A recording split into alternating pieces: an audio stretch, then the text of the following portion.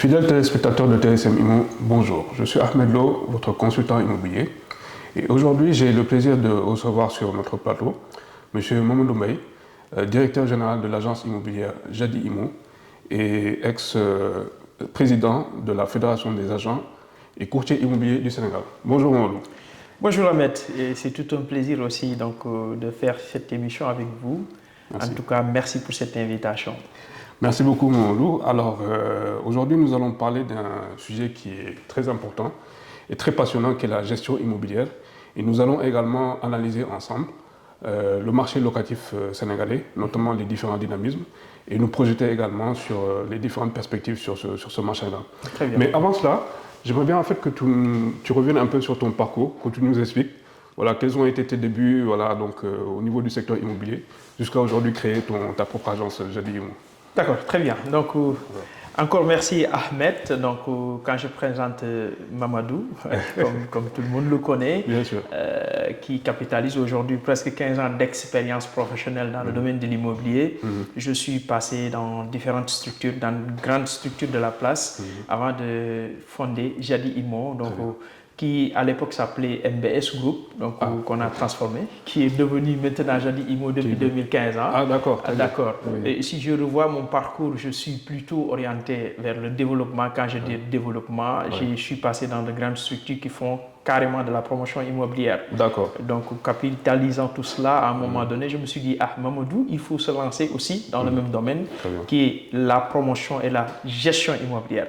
Donc, au niveau de Jadi Immo, donc, on capitalise tout cela pour faire, pour regrouper tout ce qu'a produit notre parcours, tout ce qui est de la gestion comme de la promotion immobilière. Donc, pour dire qu'on a fait aujourd'hui presque 15 ans d'expérience professionnelle, mine de rien, quand même. Alors aujourd'hui, en tant qu'agent immobilier, qui a capitalisé plus de 15 ans, il me semble également que vous avez été, je l'ai dit tantôt dans l'introduction, un ancien président de la Fédération des agents et courtiers immobiliers du Sénégal. Quel a été justement votre rôle en tant que président dans cette association-là? Très bien. Donc je dirais au niveau de la FACIS, la fédération que j'ai dirigée donc, de 2016 à 2023, franchement ça a été un bon parcours pour moi. C'est comme ça que je l'ai conçu.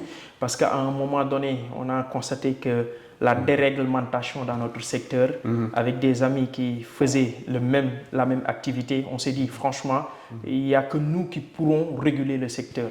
À un moment donné, on s'est rassemblés dans cette organisation avant qu'il devienne fédération en 2016 pour un petit peu réguler le marché de l'immobilier.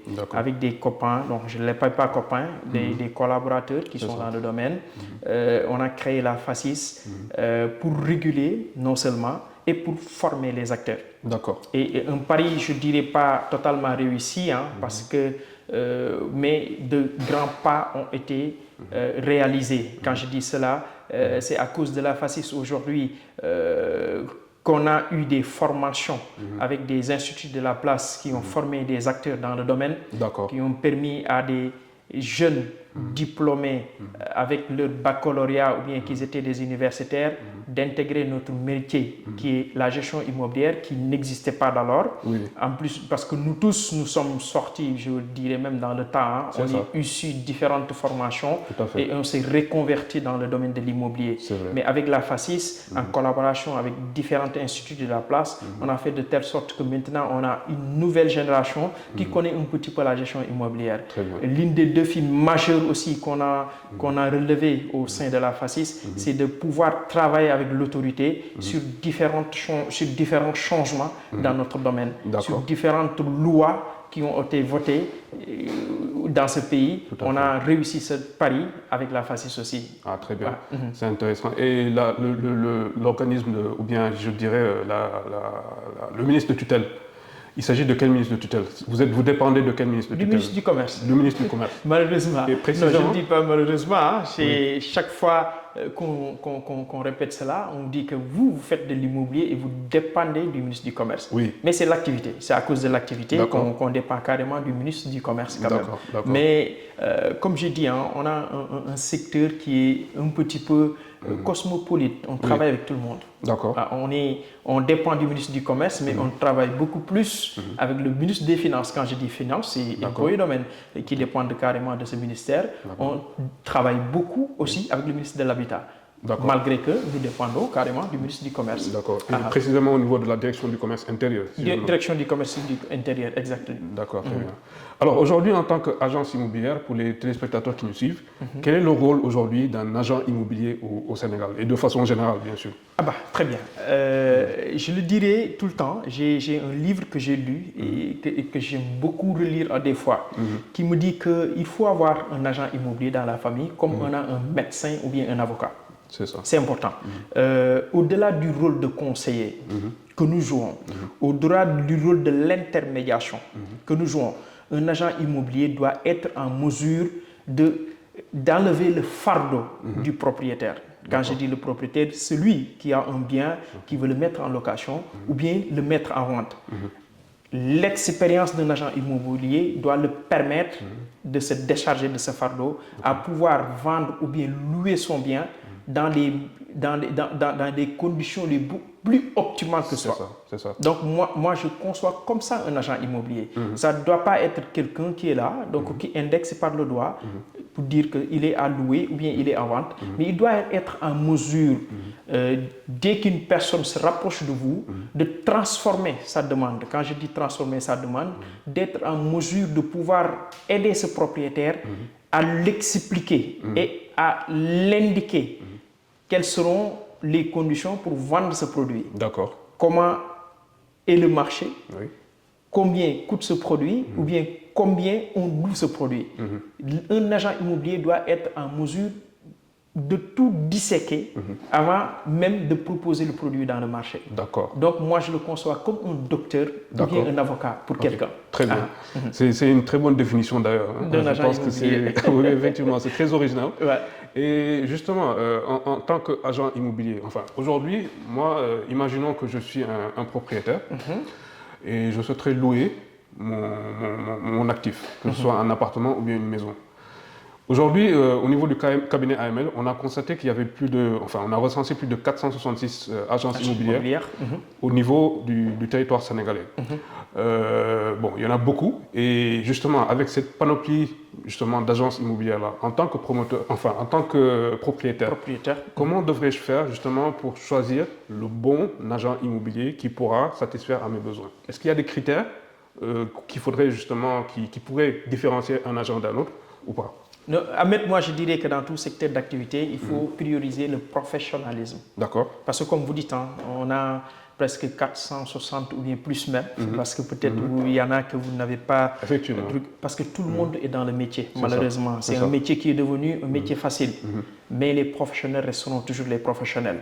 Donc ceux qui respectent non seulement la législature de ce pays, parce que tout le monde peut être agent immobilier, donc avoir son pas de porte et dire que j'ai ouvert une agence immobilière, ce que je déplore souvent. En parallèle, avoir un transfert d'argent, en parallèle, louer des voitures, du multiservice. Du multiservice. Ça, ce n'est pas une agence immobilière. Moi, je dis que sur les 400, si on disséquait, on allait se retrouver peut-être avec une centaine qui sont réglo dans ce pays. D'accord. Des agences immobilières qui répondent aux normes, parce qu'il y a des règles. Il y a des règles qui régissent notre métier. Et vous le saurez souvent parce que j'ai été dans le secret de Polichinelle. On a travaillé sur des mesures à revoir les lois et réglementations pour gérer une agence immobilière. Donc sur les 400, moi je dirais qu'il n'y a qu'une centaine qui répondent à ces trucs et qu'on pourra disséquer lorsqu'on sera en face de cet agent immobilier. Lorsqu'on entrera dans le bureau de cette agence immobilière, on saura quel est le niveau de professionnalisme. Ou bien en travaillant avec ces gens, comment parvenir à distinguer le vrai du faux. C'est automatique. Très bien. Parce que tout le monde peut l'être, mais dans l'exécution, tout le monde n'est pas agent immobilier. Tout le monde n'est pas agent immobilier. Alors justement, aujourd'hui, au niveau de la FACIS, comment vous arrivez à former vos différents membres? Il me semble qu'effectivement, il y a parfois des formations que vous suivez. Très bien. Pour, si vous voulez, essayer d'impliquer davantage les différents membres aux nouvelles législations et également aux différentes dispositions juridiques qu'un agent immobilier devrait pouvoir maîtriser. Quelles sont aujourd'hui les différentes, je dirais, les différentes, bon, je perds mon latin, mais qu'est-ce que vous avez entrepris comme action pour pouvoir former vos différents membres de la FACIS pour être vraiment des agents immobilier habilité à exercer cette profession-là. Très bien. Donc, je le disais tantôt, ça revient sur notre credo. Donc, le credo de la FACIS, c'est réguler et former les acteurs. Donc, il n'y a que ces deux aspects qui vont permettre d'avoir le bon agent immobilier. Quand je dis réguler et former les acteurs, la formation, c'est obligatoire. Hein. Moi, je le conçois comme tel. Pour exécuter ce métier, il faut avoir le minimum de bagage intellectuel. Et en dehors de tout cela, je prends en exemple la déontologie. Surtout la déontologie. Hein? Comment on doit se comporter quand on est agent immobilier? Quelle démarche doit-on adopter quand on est agent immobilier? Nous, on accentue notre démarche au-delà de la formation, où on a signé pas mal de protocoles avec des écoles de formation de la place. Et mieux, à l'époque, on a fait même faire venir, comment dirais-je, une école française ici au Sénégal, le centre des métiers de France. On a eu à travailler avec eux sur la VEA, sur la validation d'acquis d'expérience. Donc, pour permettre à un Mamadou qui n'a pas eu une formation immobilière dans le passé, de valoriser ses expériences qu'il a acquises pendant ces 10 ans ou bien ces 5 ans, de le valoriser et d'avoir un diplôme d'agent immobilier. Là, la FACIS a eu à le faire. Donc, pour distinguer, pour permettre à une personne, comme je l'ai dit tantôt, 400 et faire partie de ces 100, FACIS a fait un travail d'amont. Quand je dis d'amont, avant d'intégrer même la FACIS, donc il y a des critères d'éligibilité, notamment avoir un casier judiciaire vierge. Donc là, ça faisait partie donc, de la sélection pour intégrer la FACIS. On regardait aussi le passé d'agent immobilier pour voir c'est qui. Avoir le minimum de formation au moins. Très bien. À l'époque, on disait que pour être un courtier, il faut minimum le BFM, même si on n'a pas le droit de le légaliser, mais on le réclamait au sein de notre organisation. Avant d'être un chef d'agence, il faut au minimum avoir le bac et acquérir au minimum 4 ans ou bien 5 ans d'expérience professionnelle avant d'être chef d'agence immobilière. Bon, comme je l'ai dit tantôt, avant les écoles de formation professionnelle, il y avait beaucoup d'acteurs qui sont dans le secteur, mais qui n'ont pas ce diplôme d'agent immobilier. Mais au niveau de la FACIS, on a voulu réguler cela en quelque sorte. Et avec l'autorité, on a beaucoup travaillé sur des textes pour permettre à des personnes lambda, bon, parce que sur les textes, on vous dit, pour être chef d'agence immobilière, il faut minimum avoir la maîtrise ou bien quelque chose comme ça. Mais on a fait de telle sorte qu'il faut, en plus du bac, avoir peut-être 5 ans d'expérience professionnelle et être reconnu dans le secteur avant d'être chef d'agence immobilière. Donc, on a fait un excellent travail dans ce domaine. Donc, avec mon cher qui était passé là, Diédiou, qui est l'actuel président, je pense que vous avez beaucoup échangé sur cela, que je salue au passage aussi. Donc, c'est ça le credo de la FACIS, réguler et former les acteurs. Réguler et former les acteurs, donc ce sont les différentes... c'est la vocation même de la FACIS. De la FACIS. Donc d'après Mamadou Mbaye, qui est le directeur général de l'agence immobilière Jadi Imo. Alors, Mamadou, j'aimerais bien qu'on progresse un peu dans tout ce qui est réglementation et le cadre légal justement de ce métier-là. Alors, il y a beaucoup, effectivement, donc, de textes qui régissent déjà le métier d'agent immobilier. Il y a beaucoup de textes également qui régissent le secteur de l'immobilier en tant que tel. Et s'agissant maintenant de la location immobilière, le dernier décret qui est sorti en date, qui est le décret 2024-382 du 24 février 2023, donc qui fixe les différents taux du loyer, donc suivant des fourchettes. Donc de 0 normalement de 0 jusqu'à 300 000 c'est 15%. Donc de 301 000 jusqu'à 500 000 c'est 10%. Et 500 000 et plus on est sur du 5%. Quel a été l'impact réel justement de ces baisses-là au niveau de votre quotidien, quoi? Déjà en tant qu'agent, et plus tard, ce serait bien que tu nous dises aussi quel a été le ressenti des différents bailleurs avec qui vous travaillez. Moi, c'est chaque fois ce que je dis, ça reblote. Si vous voyez, si en 2023, on est revenu sur la baisse du loyer, comme ce fut le cas en 2014. 2014 Je le dis chaque fois que ça reblote. Moi, je suis sénégalais.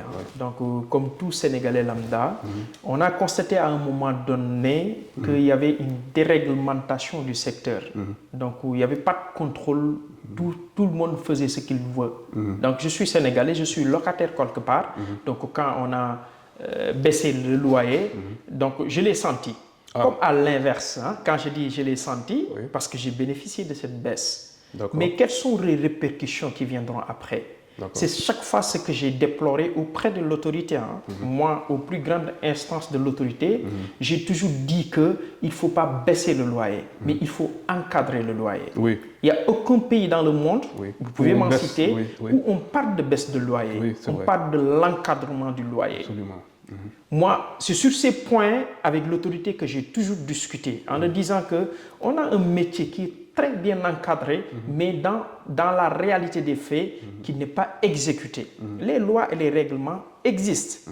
Chaque fois, j'ai envie de ressortir, donc qui est un petit peu des maillons de la location, la surface corrigée. J'aime bien en parler, et chaque fois, je dis il faut corriger la surface corrigée au Sénégal. Oui. Oui. Parce qu'on ne peut pas se baser sur une baisse, comme ce fut le cas en 2014, on l'a répercuté en 2023, dire que non, je baisse de 15%, je baisse de 5% et je baisse de N%, sans pour autant revoir tout ce qui entoure la location. C'est ça. Mais si on repartait sur la surface corrigée et qu'on corrige la surface corrigée, qu'on revient sur le décret 2010-439, qui est le maillon de la surface corrigée. Parce que si on parle du foncier, exemple, peut-être vous avez fait une émission dessus, qui est tellement déréglementée, et pourtant il y a des lois et des règlements qui l'encadrent. Mais depuis 2010-2012, ce décret 2010-439 n'a jamais été révisé. Absolument. Et dans les textes, on dit que tous les 2 ans, on devrait le réviser. Mais c'est ce qui amène tout ce désordre. Ce qui amène tout ce désordre dans ce pays. Parce qu'aujourd'hui, on est à Liberté 6. Je vous donne un exemple. Sur 2 immeubles contigus, l'un peut louer à 200 000 pour un 2 chambres salon, l'autre peut louer à 300 000 pour un 2 chambres salon. C'est la réalité. Malheureusement. Et où est la surface corrigée dans tout cela? Tout à fait. Si elle était bien réglementée, si elle était revue, cette surface corrigée, mais on ne serait pas là. Et cette saignée ne s'arrêtera jamais. Et je vous dis, et ça contamine le foncier, ça contamine tout ce qui est alentour l'immobilier, malheureusement. Parce que l'autorité a failli à sa mission. Ah oui. Non, ça, moi, je le dis haut et fort. Hein. Ce n'est pas parce qu'il y a une nouvelle autorité qui est là que j'indexe les anciens qui étaient là. Mais s'ils continuent, ils vont entrer dans le même problème que l'ancienne autorité était là. Parce qu'il faut aller aux sources des problèmes. Ne pas satisfaire une demande sociale. Ne pas satisfaire une promesse électorale. Ne pas faire dans le populisme. Dans le populisme. C'est surtout cela. Voilà. Ne pas satisfaire une demande politique. C'est ça ce que je dis. Parce que quand on parle de l'immobilier, ça fait partie des piliers de l'économie d'un pays. Donc ça ne peut pas être quelque chose sur lequel on tâtonne. Non, du tout. Et on a des textes qui régissent tout cela. C'est un sujet économique donc. C'est un sujet économique, franchement, qui crée beaucoup d'emplois. Absolument. Absolument. Qui crée beaucoup de valeur ajoutée à ce pays. Mais Ahmed, vous êtes très bien placé pour me dire, les internationaux ou bien les investisseurs qui viennent dans ce pays ont besoin des chiffres. Ils ont besoin de ça, oui. Ils ont besoin des chiffres. Mais malheureusement, tel n'est pas le cas. On arrive au Sénégal, ne serait-ce qu'Ahmed qui, des fois, nous présente des statistiques et tout, tu n'as pas des rapports fiables pour venir investir au Sénégal. C'est ça. Et je touche du bois, on a un pays aujourd'hui qui appelle à beaucoup d'investisseurs. Mais c'est parce que la réglementation a failli à sa mission. Et les textes sont là. D'accord, d'accord. Mais le loyer, franchement, c'est déplorable de le dire, mais ça a toujours été une défaite, je ne dis pas une défaite, un échec total de l'État quand il baisse le loyer. Parce qu'un mois après, je ne dis pas un an après, un mois après, vous verrez encore la déréglementation du marché. C'est ce qui avait baissé, vont trouver toujours des subterfuges pour faire sortir leurs clients et augmenter le prix. Malheureusement, on n'y peut rien. Nous, on est acteurs, on est obligé de suivre, on est obligé de respecter la réglementation. Mais les bailleurs... Parlons-en des bailleurs, justement. Les bailleurs... Est-ce que ça ne les a pas arrangés, cette baisse-là? Non, ça les arrange. Ça les arrange, qu'on le veuille ou non. Parce qu'aujourd'hui, c'est ce que j'ai dit, des lois qui ont tellement de failles que le propriétaire ou bien le bailleur peut toujours utiliser pour contourner cette loi, cette subterfuge que je parle. Tu loues aujourd'hui à 200 000 La loi dit que tu vas baisser de 15%. Je donne un exemple très simple.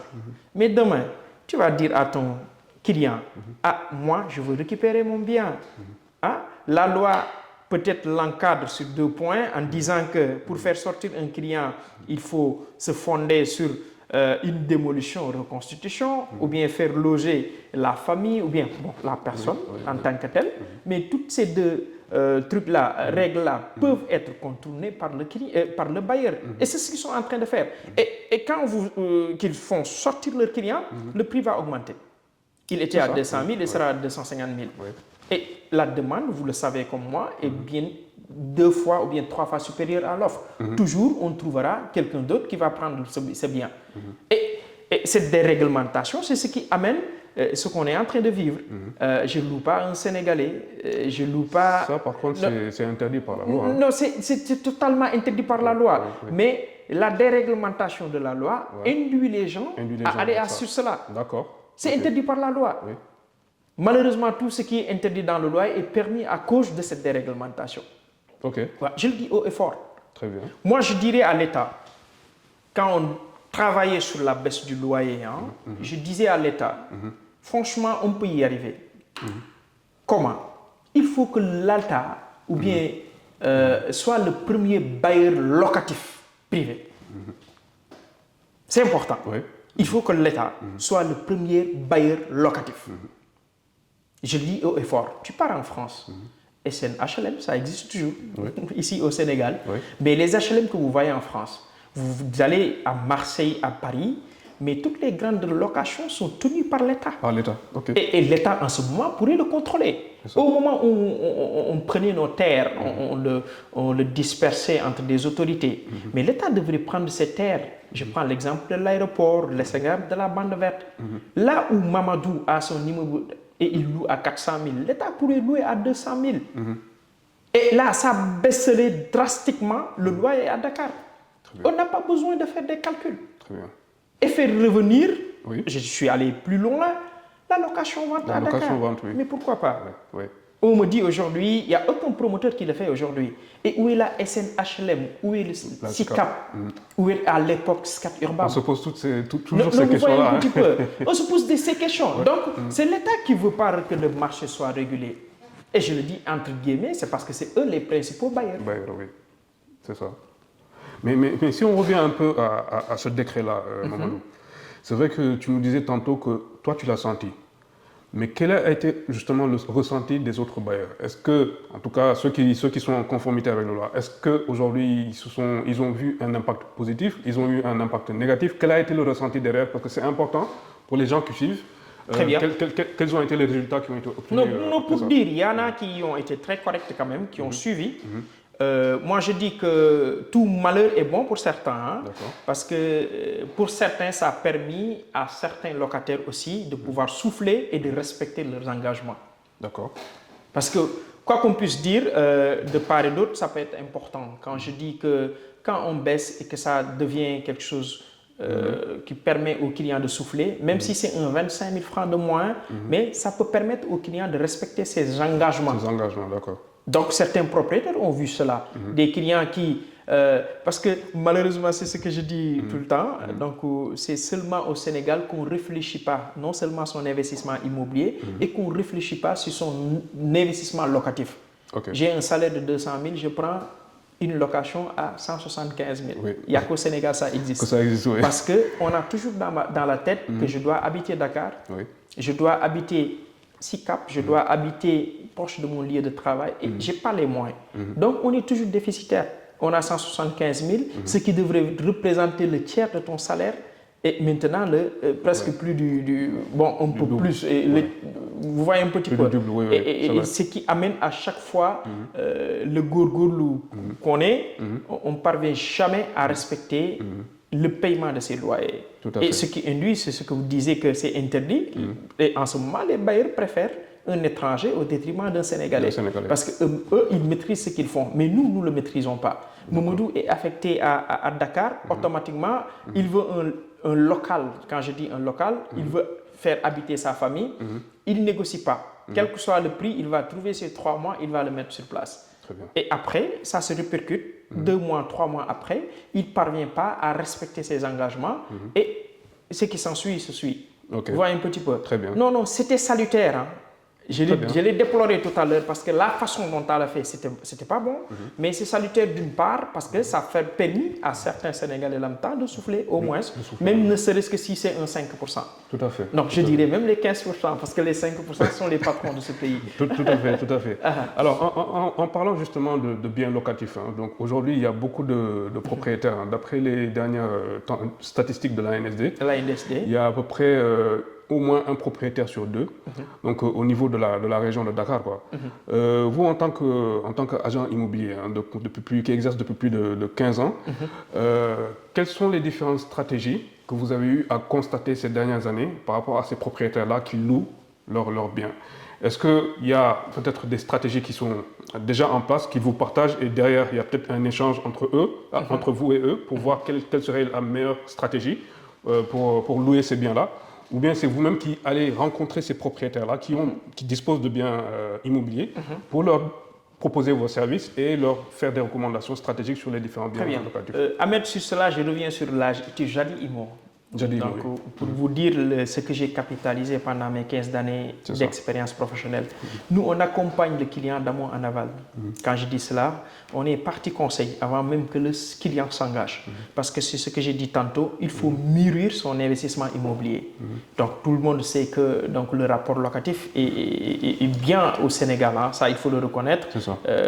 Vu la demande qui est supérieure 10 fois à l'offre, c'est chaque fois ce que je dis. Donc, c'est un bon créneau pour investir. C'est pourquoi j'ai dit qu'à Jadi Imo, on vous accompagne d'amont en aval. On vous accompagne déjà à mettre en place ton projet immobilier. On vous accompagne à acquérir un bien immobilier. Si vous ne l'habitez pas, si vous le mettez sous location, on peut vous mettre aussi des prévisions pour vous dire qu'au bout de 8 ans ou bien au bout de 10 ans, vous allez récupérer ton investissement. Donc, on vous indique aussi là où vous allez investir. Donc, pour vous dire que nous, non seulement si le client vient vers nous, comme vous le dites tantôt, en tant qu'expert, on va vous indiquer c'est quoi le meilleur investissement à Dakar, c'est quoi le meilleur investissement au Sénégal en tant que tel. Parce qu'en dehors de Dakar aussi, il y a des zones qui se développent. Effectivement. On verra sur ce point quand même. Chez nous, donc, on vous accompagne du début à la fin. Je donne toujours une anecdote. Moi, j'ai rencontré un client à qui j'ai vendu dans le passé. C'était un terrain entre guillemets, qui 10 ans après, je l'ai retrouvé. Qui est venu, m'a confié son projet immobilier. À qui j'ai trouvé un bien immobilier. Et à qui m'a reconfié ce bien immobilier pour que je le mette en location. C'est pourquoi nous, on est sur toute la ligne de l'immobilier en quelque sorte, du côté conseil jusqu'à la réalisation. Et pour ces propriétaires-là, comment vous faites pour sélectionner les différents locataires qui seraient solvables pour ces Oui, c'est important. Il y a ça aussi. Donc, ça dépend du produit. Il y a toujours une fiche que refusent les Sénégalais, qui vous dit que je ne vous dis pas combien je gagne, je ne vous dis pas d'où sortent mes ressources. Bon, c'est le Sénégal, on le comprend. On peut être très flexible des fois, mais des fois, on est exigeant. Parce que si on loue à un niveau de prix quand même, il faut prendre en compte l'investissement du propriétaire. Ça veut dire que je ne peux pas louer mon bien à 500 000, je prends un exemple très terre à terre, et prendre quelqu'un qui ne parvient pas à me louer, à me payer pendant 2 ou 3 mois. Donc, si c'est quelqu'un qui rembourse à la banque, il y aura toujours des répercussions. Donc, sur les petits loyers, on peut comprendre. Donc, allant de 0 à 500 000, c'est comme ça que je l'appelle dans mon agence. Mais au-delà de ce montant, à partir de 500 000, il faut être beaucoup plus exigeant. Demander des revenus, c'est important. Même si on est dans un pays où l'activité économique n'a pas beaucoup de salariés ou autre, mais au moins se présenter ses revenus. Parce qu'on peut être commerçant et être beaucoup plus nanti, certes, que le fonctionnaire ou bien le salarié, mais au moins justifier ses revenus. Parce que c'est ça qui nous permet de dire aux propriétaires, on a un client solvable, ou bien c'est un client qui va respecter ses engagements. Donc ça, c'est a priori, nous, chez Jadi Imo, on l'exige. Au-delà de tel montant, il faut que tu nous présentes tes revenus. Même si le Sénégalais le refuse à Dakar et l'accepte de l'autre côté, mais c'est obligatoire. Parce qu'un investissement immobilier est très lourd quand même. Et il faut prendre en compte toutes ces superficies quand même. Tout à fait. Et pour ces propriétaires qui disposent par exemple d'immeubles de rapport ou bien des immeubles collectifs, qui dit immeuble collectif dit copropriété. Donc, ce qui veut dire qu'effectivement, il y a de la maintenance qu'il faudrait faire, l'entretien également de ces biens-là. Aujourd'hui, au niveau de Jadi Imo, est-ce que justement vous gérez des syndics professionnels? Si oui, quelles sont les différentes difficultés que vous rencontrez quand on sait que gérer une copropriété au Sénégal, c'est très difficile. Oui. La cotisation. Oui, c'est la cotisation. La cotisation que les gens ne respectent plus, oui. Ne respectent rarement.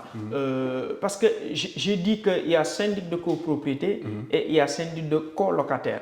Parce qu'il y a des immeubles où c'est un seul propriétaire, on est obligé de gérer, bon, entre guillemets, le syndic, parce que ce sont des conditions pour en quelque sorte gérer tout ce qui est partie commune, si c'est un seul propriétaire. Il y a le syndic de copropriété, où dans notre portefeuille au niveau de Jadi Imo, on fait du syndic de copropriété, gestion syndic de copropriété. La plus grande difficulté au Sénégal, c'est la cotisation. D'accord. Parce que le Sénégalais te dira que je ne peux pas être dans mon bien et payer la location. Bon, certains le conçoivent de la sorte. Ou bien veulent le renvoyer au client. D'habitude, quand ils louent, ils veulent que leur client paye à leur place, la cotisation, donc le condominium, comme on l'appelle, au niveau du syndic de copropriété. Donc, toujours, ce sont ces difficultés qu'on a. Donc, parfois, c'est un syndic où on n'a pas la gestion des locations. Ça arrive, hein, où on gère le syndic de copropriété, mais on n'a pas de gestion locative dans cet immeuble. On gère que le syndic de copropriété. Toujours les problèmes qu'on rencontre, c'est cela. Tu demandes aux propriétaires de cotiser, donc on les envoie leur appel de fonds pour les cotisations, soit mensuelles, trimestrielles ou bien un truc. Il vous dit carrément, j'ai un locataire là-bas, il n'a qu'à le payer. Vous voyez un petit peu. Oui, je vois. Donc, en général, au niveau du conseil syndical aussi, c'est un peu difficile donc d'avoir la poigne sur eux, de leur dire qu'il faut nous aider. Bon, c'est comme ça, à dénicher tel ou tel client pour qu'il cotise. Soit c'est un client qui est là, qui a son bien, qui disparaît du jour au lendemain, qui le considère comme un pied à terre, que tu peux rattraper dans 6 mois ou bien dans 1 an. Et comment il va te payer. Donc, ce n'est pas évident du tout. Et pourtant, c'est un métier qui se développe actuellement parce que tout le monde part en hauteur à Dakar. Oui. Dakar, c'est métamorphosé. Moi, je le dis chaque fois dans mon bureau, c'est ce qui gère le syndic, que vous devrez vous développer. Comme je le fais. Moi, chaque salon de copropriété, j'y vais pour participer en France. Donc, pour acquérir beaucoup plus d'expérience quand même dans ce domaine. Parce que Dakar va se changer. Obligatoirement, on l'a constaté dans des vieux quartiers comme Point-E, Fan Résidence, les SICAP, tout va être en hauteur. Tout à fait. Et on est obligé non seulement d'être initié, mais bon, de vivre avec le syndic de copropriété. Donc, en tant qu'acteur immobilier, en tant qu'agence immobilière, même si on est concurrencé de partout dans ce domaine, maintenant, tu vois, ce sont des avocats qui le font, des cabinets de notaires qui le font, ce que je déplore souvent, même s'ils peuvent le faire en activité parallèle. Mais il faut laisser le métier à ceux qui doivent faire ce métier. Donc, laisser le syndic de copropriété, donc ceux qui font de la gestion immobilière, de faire des gestions de syndic de copropriété. Tout à fait, ça c'est important. Et justement, en parlant des différentes tendances, tu parlais tantôt justement des mutations urbaines qui sont en train de s'opérer un peu partout au niveau de Dakar. Donc un quartier comme le Point-E, les SICAP, on voit de plus en plus justement des immeubles qui sortent de terre. Alors qu'à l'époque, il y a 20 ans, 25 ans, il n'y avait que des villas basses. Bien sûr. Donc aujourd'hui, est-ce que tu peux nous faire une petite analyse sur ces mutations-là? Qu'est-ce qui provoque ces nouvelles tendances-là? Est-ce qu'aujourd'hui, le Dakar est devenu un hub immobilier, comme on le dit? Est-ce que, par exemple, aujourd'hui, ce sont les taux de rentabilité qui attirent ces investisseurs-là, ou bien il y a d'autres motifs qui font qu'il y a beaucoup d'immeubles aujourd'hui qui sont en train de pousser un peu partout au niveau de Dakar, quoi? Je commencerai sur le deuxième point que vous avez évoqué. Dakar est devenu un hub immobilier. C'est incontournable, ça il faut le reconnaître. Ahmed, le constat que j'ai fait, je ne sais pas en tant qu'analyste vous l'avez fait, il n'y a aucun projet immobilier qui se vend aujourd'hui à Dakar sans pour autant avoir 20 voire 30% d'expatriés. Quand je dis d'expatriés, d'étrangers. Donc, soit c'est un Guinéen qui achète, soit c'est un parent ivoirien qui achète, parce qu'ils savent que le Sénégal est dans la sous-région, il faut le reconnaître, et que Touchons du Bois fait partie des rares pays qui sont stables, à part les rares manifestations qui se sont eu lieu, politiques et tout, mais on a un pays stable, il faut le reconnaître.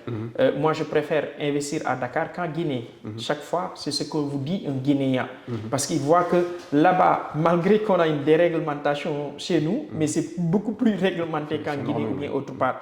Là, c'est un des points saillants. Donc, c'est pourquoi Dakar est devenu un hub immobilier. Très bien. Et l'investissement, donc on a beaucoup de perspectives qu'on voit au Sénégal. Aujourd'hui, on a le pétrole. On voit beaucoup d'entreprises viennent s'implanter au Sénégal. Oui. Donc, ces anciennes maisons vont disparaître. Et Dakar, il faut voir aussi en termes d'urbanisation. Le foncier, ce n'est pas une grande surface aussi. Et tout le monde veut habiter Dakar. C'est ça. Donc aujourd'hui, on est obligé de voir la construction en hauteur. Et il faut prendre en compte aussi la démographie. Oui, ça augmente. Ça augmente. Oui. Et la façon de vivre au Sénégal. Ça. J'ai l'habitude de le dire. Nous tous, on a grandi dans des maisons familiales. Oui, c'est ça. Et c'est ce qu'on faisait quand on a une femme, automatiquement, on construit une chambre dans la maison. Dans la maison. Mais ça a changé. Ahmed est marié, ou bien Mamadou, il aspire à avoir son propre toit. Vous voyez un petit peu. Et ça, c'est la démographie qui l'indique. On est obligé et notre façon de vivre. C'est ça. L'autre fléau qu'on constate aujourd'hui, c'est les jeunes qui sont partis étudier à l'étranger, qui ont l'habitude de vivre dans des appartements à l'étranger. C'est ça. Ils préfèrent, quand ils rentrent, habiter dans un appartement. Ça ne les dérange pas. Et il y a le coût aussi de l'entretien d'une maison. D'une maison, oui. Ça aussi, c'est des charges. Ça aussi, il faut le prendre en compte. Et la sécurité. Parce que quand on habite dans un immeuble, on est beaucoup plus sécurisé que quand on est dans une maison individuelle. Tout à fait. Vous voyez un petit peu. Oui, c'est vrai. Donc, il y a tous ces aspects-là. Et aussi, il faut le reconnaître aussi, l'argent qui émane de ces investissements. Aujourd'hui, on est une famille au point le papa ou la maman donc sont plus là. Les enfants sont là. Ils sont dispersés. La maison est là. Qu'est-ce qu'on fait de cette maison?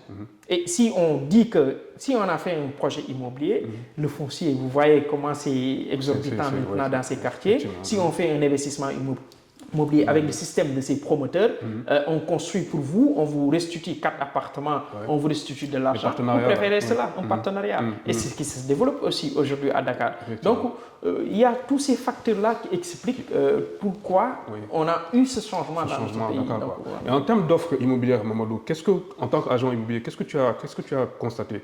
Est-ce qu'il y a plus des appartements F2, F3, F4? Quelle est la tendance aujourd'hui?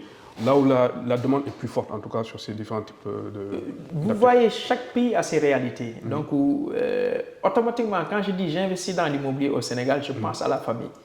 Quoi qu'on puisse dire, on est dans un clivage familial. On passe toujours à des F4. Donc, si on dissèque les projets immobiliers, on a vrai beaucoup plus. Après, vous me direz en tant que professionnel. Mais la nouvelle tendance, j'ai vu beaucoup de gens investir, construire des immeubles et mettre des F2. Des F2, d'accord. Des F2. Non seulement parce qu'il y a le prix, il faut le reconnaître quand même. Je peux habiter aujourd'hui Point E avec 50 millions. Je donne un exemple. Ou bien je peux habiter les Almadies avec 50 millions. Mais le produit que je peux avoir dans cette zone, c'est un F2. Et je ne fais pas la publicité Airbnb, mais il y a aussi Airbnb. Donc aujourd'hui, les gens préfèrent être dans un appartement meublé que d'habiter les hôtels. Donc beaucoup de gens achètent maintenant des appartements de type F2, une chambre salon, donc pour en faire donc, de la location meublée. Et il y a une grande rentabilité. C'est sécurisé avec Airbnb, même si c'est notre concurrent, je le dis entre parenthèses, mais c'est beaucoup plus rentable d'avoir donc un Airbnb et en retour avoir bientôt amortir son bien en moins de 8 ans ou bien 10 ans. Donc parce qu'on le loue en meublé, il y a toujours des expats qui arrivent, il y a toujours des gens qui préfèrent des appartements meublés à l'hôtel. Donc si on regarde la tendance, bon, ça vient de se rattacher au F4 et au F3 qui existaient. Parce qu'on voyait rarement de type F5 et autres. Donc on voyait souvent des duplex, mais toujours qui restaient F4 donc dans les projets immobiliers.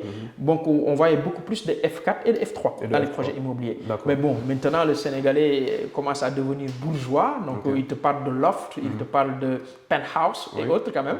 Et ce sont des produits qui existent à Dakar aujourd'hui. Et en termes de prix pour ces différents types d'appartements-là, quand tu viens juste d'énumérer, à savoir les F2, les F3 et F4. Pour les spectateurs qui nous suivent, quelles sont les différentes tendances de prix pour ces différents types de logements? Dakar reste cher, je le dis, on n'en discute même pas, mais chaque catégorie peut trouver le bien qu'il veut. Voilà, suivant les zones. Parce qu'on ne peut pas réclamer aujourd'hui que je veux habiter Fann Résidence et avoir un certain niveau de budget, comme on le dit. C'est comme dire je veux habiter le Point E, même si il faut savoir que Dakar est comme ça, qu'on le veuille ou non, même les quartiers périphériques commencent à devenir chers. C'est ça. Parce qu'auparavant, si je prends l'exemple vers le Stade Amitié, Oui. le premier promoteur, il vendait ses F5, je dis à l'époque, à 58 millions. Mais maintenant, avec 100 millions, tu ne peux pas avoir un appartement là-bas. C'est pas possible. Dakar est excessivement cher. Ça, il faut le reconnaître quand même. En termes de prix, bon, quand je parle le prix du loyer, donc c'est idem. Là-bas, tu achètes un appartement à 100 millions, ça varie entre 500 et 600 000 là-bas, dans cette zone. Et si on rentre un petit peu dans les quartiers périphériques, autant pour moi, dans les quartiers beaucoup plus résidentiels, Point E, Mermoz, là, la location commence à devenir élevée. Donc, quand on est à 800 000, 900 000 à Sacré-Cœur, donc dans les quartiers plus proches, si tu rentres au Point E, tu peux te retrouver pour le même type d'appartement à 1 million, 1,2 million. Un petit peu, quand même. Donc, Dakar, c'est devenu excessivement cher. Et malheureusement, la qualité ne suit pas. C'est ce que je déplore. Donc, au Sénégal, on n'achète pas le prix, on n'achète pas le produit, on achète le prix. Comme on dit, on n'achète pas le produit, on achète le prix. Malheureusement. Et cette répercussion, ça induit beaucoup d'investisseurs aussi à prendre, à ne pas réussir sur leur investissement. Parce qu'aujourd'hui, il y a des types de clientèle qui réfléchissent sur le produit d'abord avant de réfléchir sur le prix. Donc, je vous dis deux choses qu'il faut analyser. Tout à fait. Ça veut dire qu'il y a un type de clientèle, il est exigeant. Moi, quand je paye une location à 1,5 million, ce n'est pas parce que j'habite au Point E que je vais prendre tel ou tel bien. Donc, il faut qu'on soit regardant aussi sur le niveau de finition. C'est important. C'est important. Il faut qu'on prenne en compte le niveau de l'emplacement. Donc, parce que Point E, c'est Point E, mais tout le monde sait que Point E, c'est cosmopolite. Tout à fait. Donc, on ne peut pas être en face de face ou bien quelque chose comme ça et se réclamer le Point E qui est à l'intérieur. Donc, il faut prendre tous ces aspects en compte. C'est comme à Fan, c'est comme tout un autre quartier. Ce n'est pas parce que je suis à Fan que je suis dans le bon coin de Fan qu'il me permet de vendre à un prix tellement exorbitant. Tout cela, il faut le prendre en compte. Tout à fait. Et aujourd'hui, en termes de, si tu veux, dans votre activité quotidienne, en tant qu'agent immobilier, je sais qu'aujourd'hui, vous avez une antenne à Dakar, vous êtes plus, si vous voulez, plus dynamique dans la région de Dakar. Mais est-ce qu'aujourd'hui, vous comptez vous déployer dans les autres régions du Sénégal? Mais Ahmed, je l'ai commencé moi. D'accord. Et quelles sont les zones qui sont plus dynamiques? Je dirais Saint-Louis. Saint-Louis. Le pétrole est là. Certes, je suis à Thiès actuellement parce que Thiès n'est pas loin de Dakar en termes de distance quand même. On a un succursale qui va s'ouvrir d'ici 3 ou 4 mois parce qu'on a déjà l'activité d'abord. Donc, on a pas mal de biens en vente comme en location sur Thiès. Et là, on essaie donc de voir la grande côte, donc aller jusqu'à Saint-Louis parce que donc avec les gisements de pétrole qu'on a dans cette zone, il y a un nouveau type d'investisseurs qui sont là-bas et qui préfèrent cette zone. J'exclus pas le Petite Côte où aussi on a une bonne présence, même si on n'a pas un succursale, on travaille beaucoup sur des projets. Actuellement, Jadi Imo est en train de monter un projet sur la Petite Côte, des villas de standing. On aura presque 22 villas de standing, une cité fermée. C'est bien bouclé, donc avec un investisseur étranger. Donc on est partout parce que ces zones-là sont aussi développées que Dakar. Parce qu'aujourd'hui, tu prends l'exemple, moi j'ai été surpris de tomber sur un Uber sur Paris, Uber. On discutait, il me dit que maintenant j'investis dans ma région. J'ai dit quelle région? Il me dit Tamba. Il dit attends, à Tamba, la location, comment ça se passe? Il me dit que moi je loue mes 2 chambres et 3 chambres salon là-bas à 150 000. Et j'ai été surpris. C'est vrai. Moi, je pensais que la location de 150 000, ça restait dans les zones périphériques de Dakar comme Mbao ou autre. Mais quand il me dit qu'à Tamba, je loue mes 2 chambres salon à 150 000. Je confirme. J'ai été surpris. Et ce n'est pas plus tôt que hier que j'ai échangé avec cette personne qui me dit que je suis en train de chercher à nouveau un terrain parce que je vais réinvestir à Tamba. Pour vous dire que ça ne se limite pas à Dakar. Et parfois, je donne une petite anecdote. Je dis que moi, je préfère investir dans la zone périphérique qu'à Dakar. L'exemple est très simple à mettre. Je vous donne un exemple. À mettre avec 150 millions, je peux construire un immeuble R+3 à Mbao. Plus le terrain. Mais 150 millions, si tu l'as aujourd'hui, tu me demandes, moi, Mamadou, de vous dénicher un terrain à Dakar, j'aurai un problème. C'est compliqué, C'est compliqué. Et le terrain y compris, et j'aurai un rapport locatif d'au moins 1 million par mois. Et voyez un petit peu. Oui. Et c'est 150 millions qui sert que de terrain, plus la construction pour avoir un R+3 correct ici. Donc, correct, tu seras peut-être à 200, 250 millions. Puisque tu es à 500 millions d'investissement pour ne récupérer que 2 millions à Dakar. Je vous donne des exemples concrets. Oui, tout à fait. Donc, pour parler donc, à nos différents investisseurs, surtout nos Sénégalais de la diaspora, puisqu'ils nous suivent quand même, de regarder aussi, d'orienter à nouveau leur investissement immobilier. D'accord. D'aller dans les régions, d'aller dans les quartiers périphériques, d'aller un peu proche de Dakar, parce que maintenant, avec le projet que je salue au passage, que j'ai entendu ce matin, que le président, que je salue au passage, a développé un projet ferroviaire. Si ça se développe, on peut quitter Saint-Louis ou bien on peut quitter une autre région et venir travailler à Dakar, sans aucun problème. Et c'est ça le développement. Donc il faut songer à investir aussi dans les régions, qui peut être bénéfique et rentable quand même. Tout à fait. C'est important. Je pense que les différents projets structurels sont les seules solutions qui peuvent aider à réguler ou bien baisser en fait le loyer. Le loyer à Dakar. Aujourd'hui, je peux être un natif de Thiès et tous les jours, si jamais j'ai un bon moyen de transport comme le TER, donc tous les jours, je peux venir travailler à Dakar et rentrer chez moi. à Thiès. Donc ça aussi, je pense que les solutions structurelles, les projets de grande envergure, qui sont structurels, peuvent aider justement à réguler ce marché-là. Très bien. Et en parlant justement des locataires, donc aujourd'hui, je sais qu'il y a beaucoup de locataires au Sénégal, locaux comme donc étrangers, expats, etc., qui ont des préférences dans la recherche de leur logement. Qu'est-ce que tu as constaté ces dernières années? Est-ce que, bon, tantôt tu disais que les locataires deviennent de plus en plus exigeants, mais par rapport à quoi exactement? À part le prix, quelles sont aujourd'hui les différentes commodités qui sont exigées par ces différents locataires? Non, je dirais que le niveau d'exigence dépend du prix que l'on paye aujourd'hui. Moi, je ne peux pas payer 1,5 million, je reviens sur cet exemple, et habiter dans un immeuble où je n'ai pas de commodité. Bon, c'est regrettable. Aujourd'hui, je veux tout avoir dans mon immeuble. Donc, c'est normal, c'est la nouvelle tendance. Je veux avoir une piscine, je veux avoir une salle de sport, je veux avoir un espace de détente au moins. Et ça me permet de dire que j'ai payé 1,5 million. Et aussi la sécurité. C'est important. Donc aujourd'hui, ces types de clients, comme vous dites, ils ont choix non seulement de zone, mais l'aspect sécuritaire. Je donne un exemple. Si l'ambassade de France te demande de chercher, par exemple, pour ces agents, ce n'est pas n'importe quel quartier, ils vont vous demander d'habiter. Tout à fait. Donc ça, il faut le prendre en compte. Parce qu'il y va de leur sécurité aussi. Oui, c'est important. Bon, quoi qu'on puisse dire qu'on a un pays stable et tout, mais les manifestations qui ont eu lieu ces derniers moments montrent que le Sénégal peut toujours basculer sur cela. On ne le souhaite pas. On le souhaite pas, mais il faut le prendre en compte. Et depuis lors, on a vu que les organismes qui sont là, comme les expats qui sont là, ont un choix par rapport à leurs biens qu'ils prennent en location. C'est ça. Et c'est normal, il faut le reconnaître aussi. Tout à fait. Non seulement sur le niveau de la finition, donc parce que, quoi qu'on puisse dire, je ne peux pas construire une maison ou bien un immeuble dans tel ou tel quartier et réclamer tel montant aussi. Donc, les infrastructures, s'ils ne viennent pas accompagner cela, donc on a du mal. Et l'accessibilité, ils veulent avoir quand même de l'accessibilité par rapport à leur lieu de travail ou bien à leur lieu d'activité. Tout cela, il faut le prendre en compte. Tout à fait. Donc, dites-vous que si je veux louer à un tel montant, il faut que aussi le standing le répond aussi. Moi, j'aime bien les belles choses. J'aime bien qu'un immeuble soit bien fini et bien sécurisé. C'est important. Donc, au moins, ça permet d'avoir un bon rentrée locatif. Donc, à un tel ou tel montant quand même. Tout à fait, tout à fait. C'est important. Et s'agissant, ça c'est le dernier point, par rapport à l'investissement immobilier au Sénégal.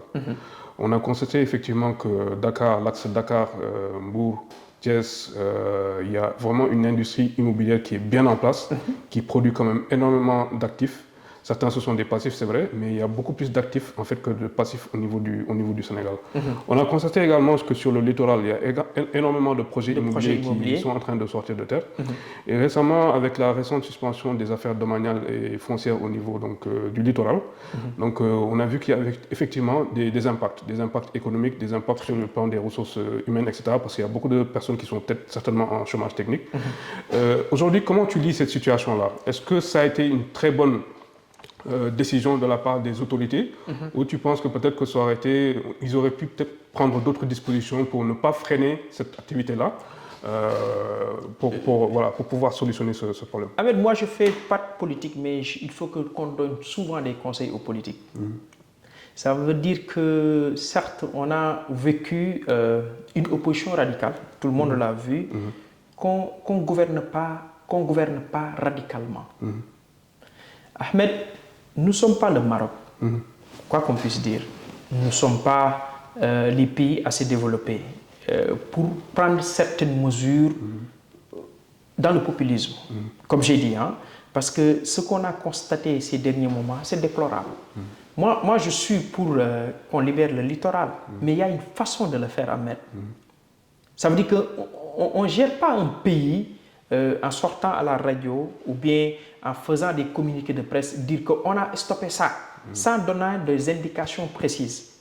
Parce que comme vous venez de le dire, ça a une répercussion dans l'économie de notre pays. Ça a une répercussion dans mon activité, je le dis. Hein. Ce n'est pas parce que je défends les agents immobiliers, mais l'État doit avoir une manière de communiquer dans différents secteurs, notamment le domaine de l'immobilier.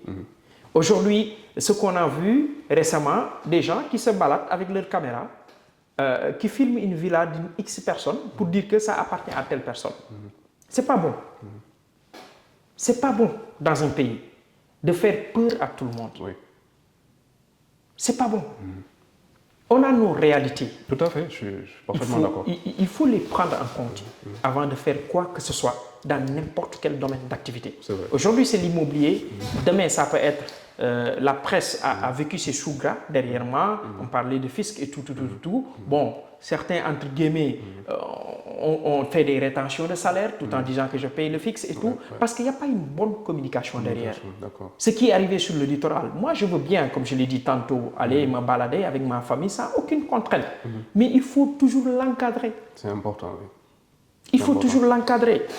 Parce que l'État a tous les moyens de disséquer ceux qui font du bien de ceux qui font le mal. Absolument. Donc l'État a toute l'information nécessaire pour dire à telle personne stop ton chantier ou bien telle personne continue. Mais ne pas parler sur le populisme. Dire qu'il faut faire ça, aller à la radio, à partir de demain, personne... Non. Ça je le déplore. Hein. J'ai rien contre l'autorité, mais je ne veux pas qu'ils se versent dans les mêmes erreurs que leurs prédécesseurs. Effectivement. Donc ça c'est important. C'est important, oui. La communication est primordiale. La façon de communiquer est importante. C'est important aussi, effectivement. Alors ça, ce sont vraiment de bons conseils, hein, je pense, et de très bonnes recommandations stratégiques. Et j'espère qu'effectivement que ça ne tombera pas dans l'oreille d'un sourd. Bien sûr. Et que voilà, effectivement, les autorités et les pouvoirs publics pourront effectivement donc prendre ça en compte pour les prochaines sorties, effectivement, lorsqu'il s'agira effectivement donc de prendre des décisions. Et de communiquer. Donc dans ce secteur immobilier-là et de communiquer. Voilà, de la meilleure des manières et d'impliquer effectivement surtout les acteurs. Les acteurs, c'est important. Dans les différentes décisions, quoi. Alors, merci beaucoup, Mamadou. Je pense qu'on a fait un peu le tour. J'aimerais juste que tu nous donnes ton dernier mot avant qu'on se quitte. À part vous remercier, donc, vous qui nous avez offert cette opportunité, donc, à communiquer avec le Sénégalais lambda, à parler avec celui qui n'a pas le temps.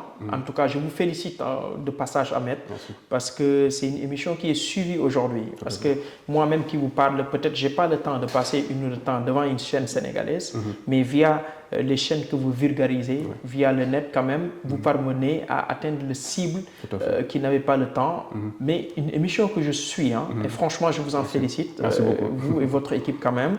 Et il faut encore inviter les acteurs à parler du métier. C'est important. Parce qu'ils sont là, des gens qui connaissent ce métier, des gens qui ont l'amour de parler de ce métier, des gens qui ont envie d'orienter.